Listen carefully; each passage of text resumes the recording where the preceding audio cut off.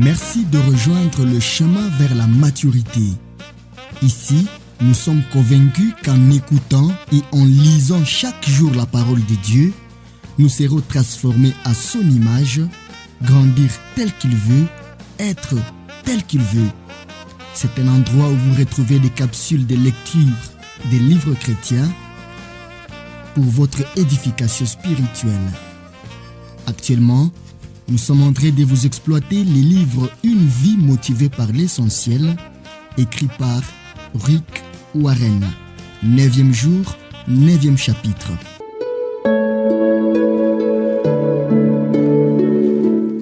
Qu'est-ce qui fait sourire Dieu? Que l'Éternel te garde avec bonté. Nombre 6, verset 25. Fais-moi bon accueil, je t'en prie. Enseigne-moi ta volonté. Psaume 119, 135e vers. Le sourire de Dieu est le but de votre vie. Votre priorité étant de plaire à Dieu, il vous faut découvrir comment y parvenir. La Bible dit, comme des enfants de la lumière, efforcez-vous de discerner ce qui plaît au Seigneur. Éphésiens 5, verset 10. Heureusement, la Bible nous donne l'exemple de Noé qui a plu au Seigneur. À son époque, le monde entier avait sombré dans les péchés. Chacun vivait pour son plaisir personnel et non pour la gloire de Dieu. L'Éternel ne pouvait plus trouver sur la terre un seul homme désireux de lui plaire. Il était déçu et regrettait d'avoir créé l'humain. Il était prêt à exterminer les hommes, mais l'un d'entre eux le faisait sourire. La Bible déclare, Noé trouva grâce aux yeux de l'Éternel. Genèse 6, verset 8. Dieu se disait, ce type me plaît, il me fait sourire. Je vais tout recommencer avec sa famille. Si nous existons aujourd'hui, c'est parce que Noé a trouvé grâce aux yeux de Dieu. Sa vie nous enseigne les 5 actes d'adoration qu'il faut sourire le Seigneur. Dieu sourit quand nous l'aimons plus que tout. Noé aimait l'Éternel plus que tout, contrairement à ses compatriotes. La Bible nous l'apprend, c'était un homme juste et intègre dans sa génération. Un homme qui marchait avec Dieu. Genèse 6, verset 9. Le Seigneur désire ardemment avoir une relation avec vous. C'est la vérité la plus bouleversante de l'univers. Notre Créateur souhaite être en contact avec nous.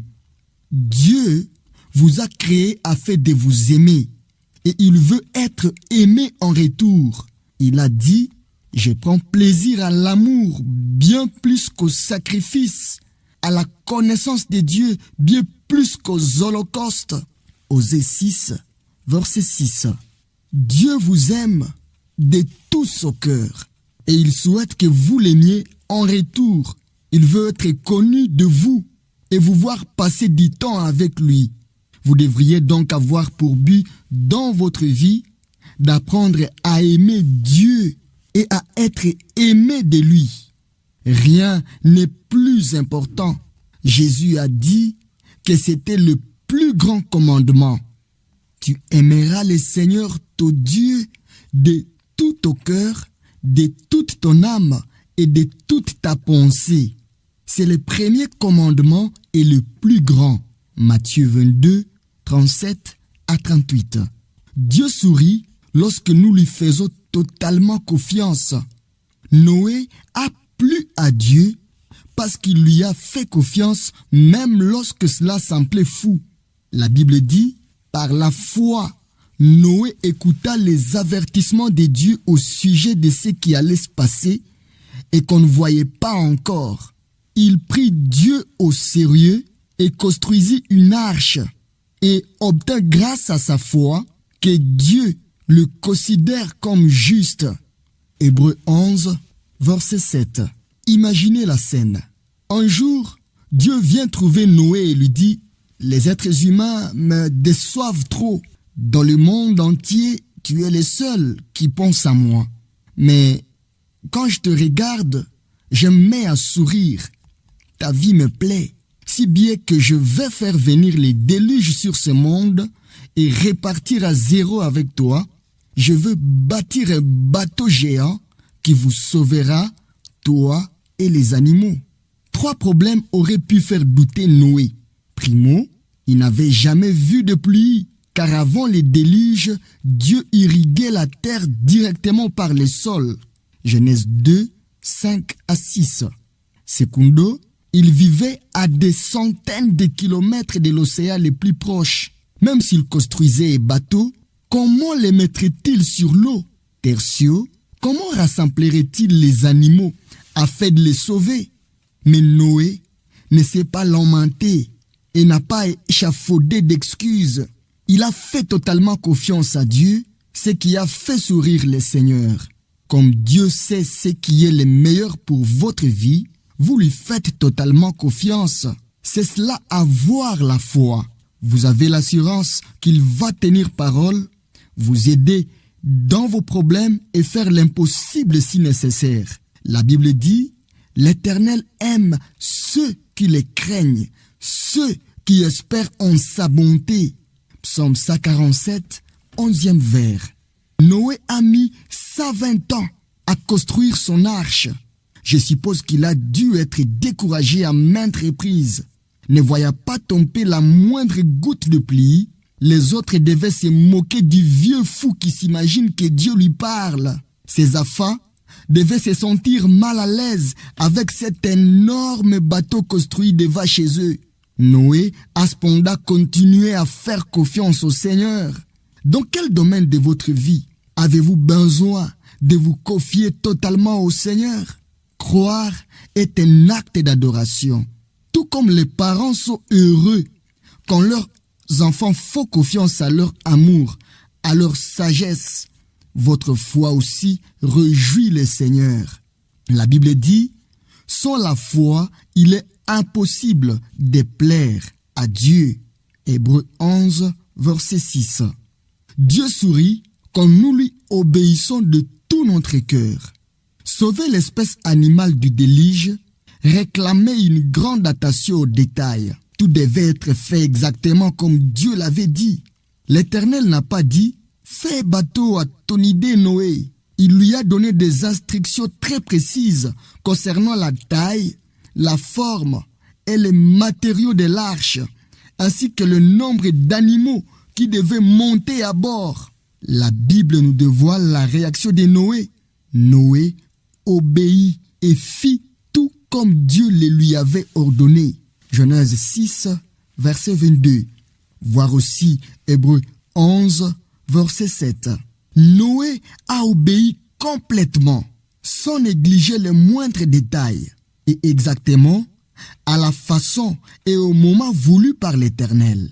Quel zèle! Il n'est pas étonnant que Dieu ait souri en regardant Noé. Si le Seigneur vous demandait de construire un énorme bateau, vous exprimeriez certainement quelques questions, objections ou réserves, n'est-ce pas? Mais Noé n'a pas réagi ainsi. Il a obéi à Dieu, il a fait tout ce qu'il lui demandait sans se plaindre et sans hésiter.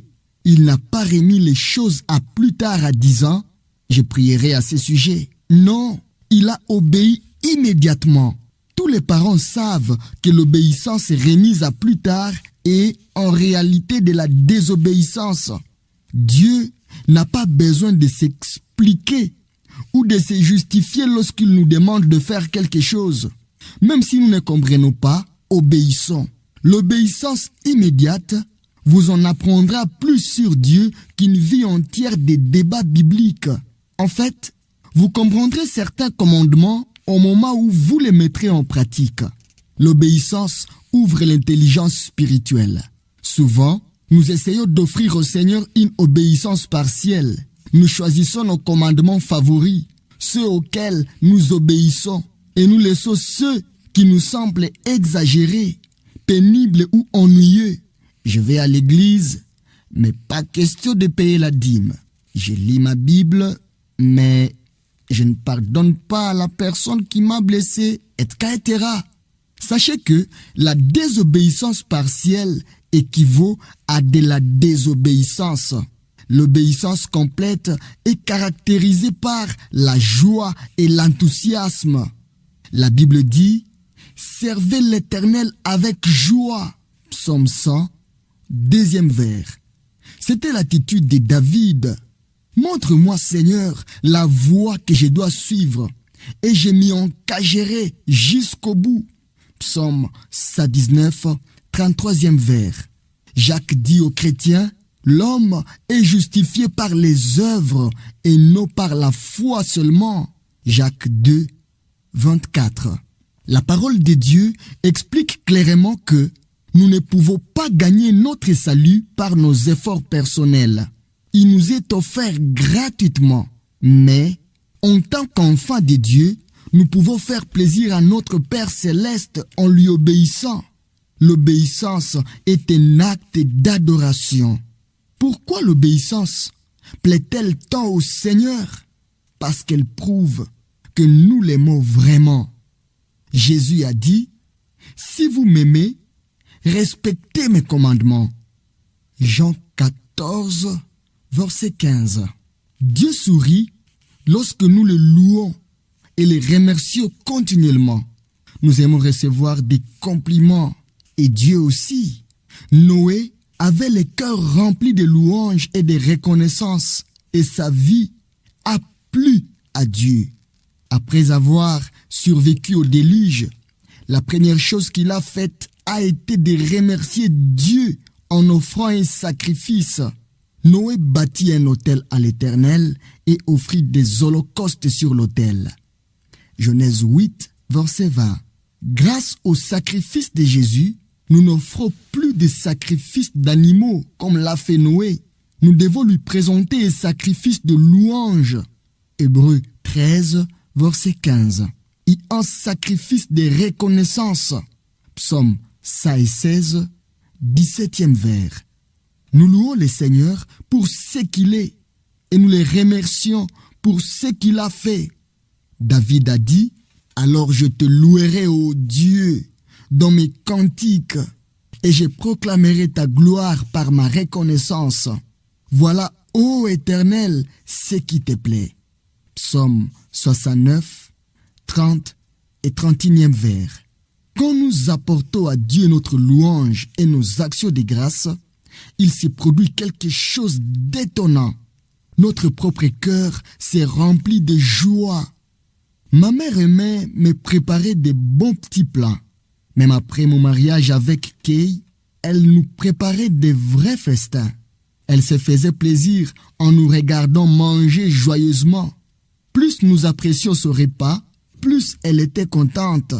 Mais nous aimions aussi lui faire plaisir en lui disant que ce repas était excellent. Cela fonctionnait dans les deux sens. En découvrant ces beaux petits plats, je la félicitais. Je ne voulais pas seulement manger, mais aussi faire plaisir à ma mère. Tout le monde était content. L'adoration est, elle aussi, à double sens. Nous nous réjouissons de ce que Dieu a accompli pour nous. Et quand nous exprimons notre satisfaction au Seigneur, cela lui fait plaisir tout en augmentant notre joie. Les livres de psaumes déclarent « Les justes se réjouissent, ils triomphent devant Dieu. Ils ont des transports d'allégresse. » Psaume 68, 4e vers. Dieu sourit lorsque nous employons nos talents. Après le déluge, l'Éternel a donné des instructions simples à Noé. Reproduisez-vous, devenez nombreux et remplissez la terre. Tout ce qui se déplace et qui vit vous servira de nourriture. Je vous donne tout cela. Genèse 9, verset 1 et 3. En d'autres termes, Dieu dit, il est temps de vivre.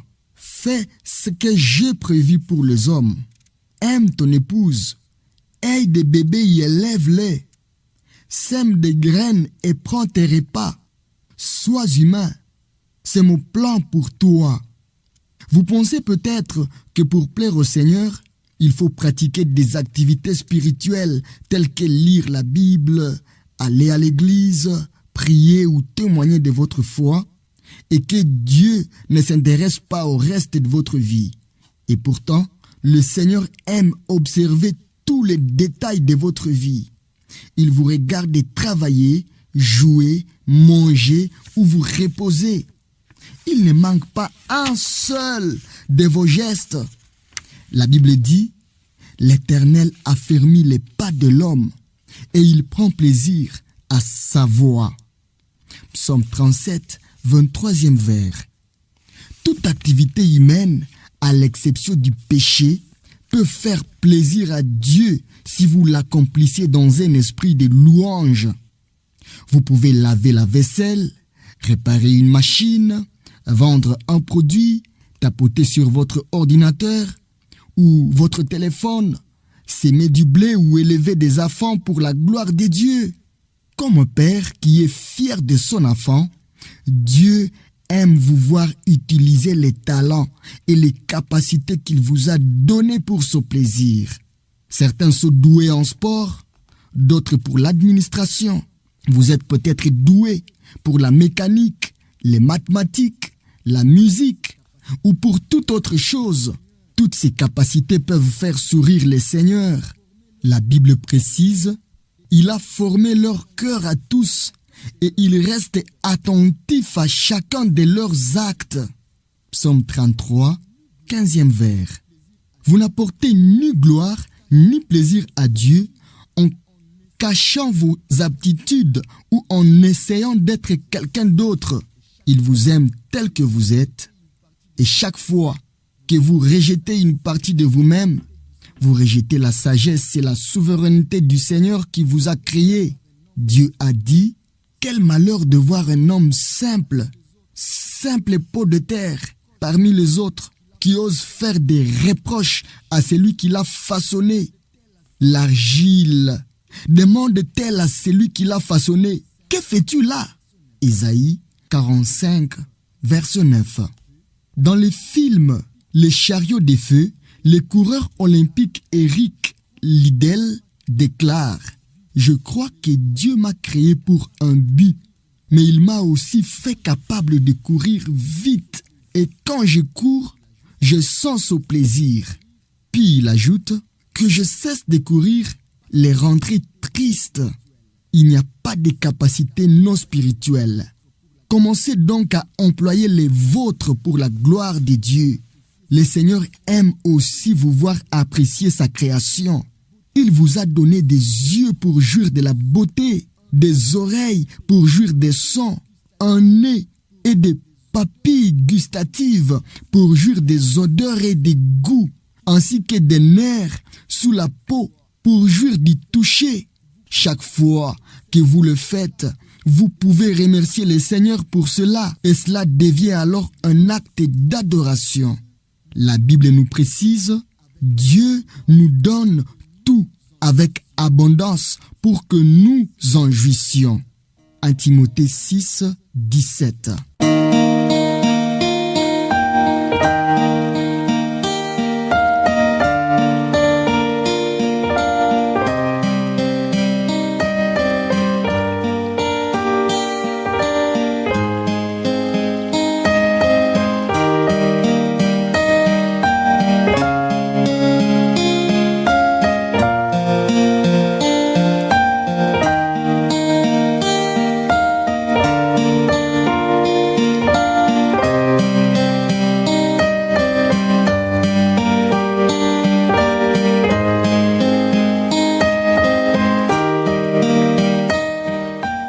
Le Seigneur aime même vous regarder dormir.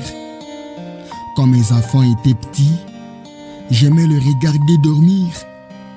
Parfois la journée avait été remplie de disputes et de désobéissances. Mais lorsqu'ils dormaient, il semblait content, paisible et doux. Et je me rappelais alors combien je les aimais. Mes enfants n'avaient rien à faire pour que je jouisse de leur présence. Je les aimais tant qu'il me suffisait de les voir respirer pour me réjouir. Leur poitrine se levait et s'abaissait doucement. Je souriais et parfois mes yeux se remplissaient de larmes de joie. Quand vous dormez, Dieu vous regarde avec amour parce qu'il vous a créé selon son idée. Il vous aime comme si vous étiez la seule personne sur terre. Les parents n'ont pas besoin que leurs enfants soient parfaits pour les aimer. Ils observent avec joie tous les stades de leur développement. De même, Dieu n'attend pas que vous ayez atteint la maturité pour vous apprécier. Il vous aime à tous les stades de votre développement spirituel. Quand vous étiez petit, vos parents ou vos enseignants n'étaient peut-être pas contents de vous. Mais Dieu ne pense pas ainsi. Il sait que vous êtes incapable d'être parfait. La Bible dit, car il sait de quoi nous sommes formés. Il se souvient que nous sommes poussière. Psaume 103, 14e vers. Dieu tient compte de l'attitude de votre cœur. Votre profond désir est-il de lui plaire? C'était le but suprême de l'apôtre Paul. Aussi, que nous restions dans ce corps ou que nous le quittions, notre ambition est de plaire au Seigneur. 2 Corinthiens 5, verset 9.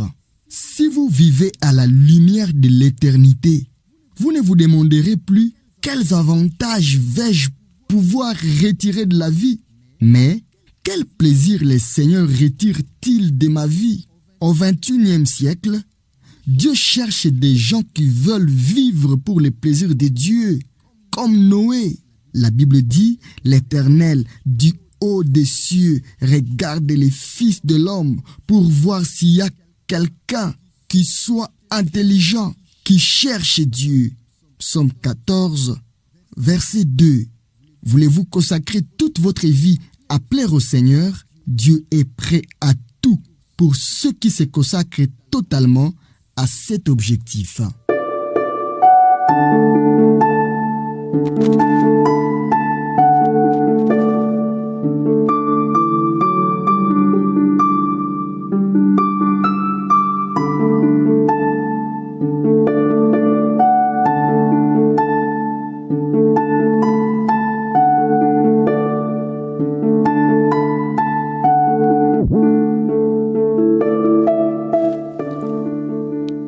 Neuvième jour, définir mon objectif et idée à méditer.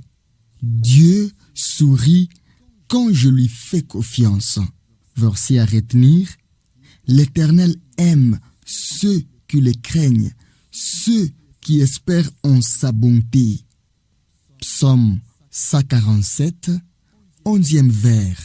Question à me poser. Étant donné que Dieu sait ce qui est le meilleur, dans quel domaine de ma vie ai-je besoin de lui faire davantage confiance?